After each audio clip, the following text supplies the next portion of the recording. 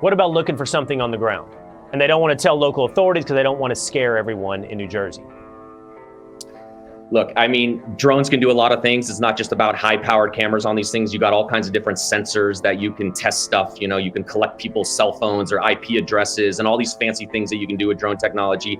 But again, you know, this recent theory about how they're looking to detect, you know, some lost nuke or some bomb that's been missing. It's a little absurd based on some of the stuff that I know. And I know this industry extremely well. There's zero incentive for them to continue hiding it. The problem is they weren't transparent for the first place. So no one's going to believe the government no matter what they say. That's the larger issue. They've destroyed the credibility. And so no one's going to believe them, even if it's the truth. And we got to get that back. We got to fix that. We got to build trust back within our government. And they got to start talking about what's up in the air, because we have some serious threats that we are going to be facing, especially what's occurring overseas. There are thousands of lethal military-style drones that are flying around, and we're going to start seeing more of that, unfortunately, across our domestic airspace if we're not careful.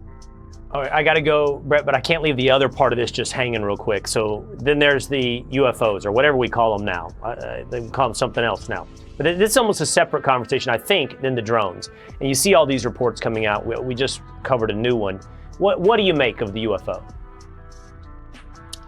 Look, I'm so pragmatic and realistic about it. I mean, to say that there's some secret government agency that for decades has been covering up evidence of aliens and hiding UFOs, it just seems a little far-fetched to me. I frankly don't think our current administration is smart enough to do that. And the sources for all this stuff, there are always some whistleblowers too afraid to talk about it. And no one ever sends me real photos of these things. I never see a proper photo. So it's a little absurd. But I'm just as curious as the rest of us. I want to know what's up there, and I like to believe there's some form of life that's up there as well.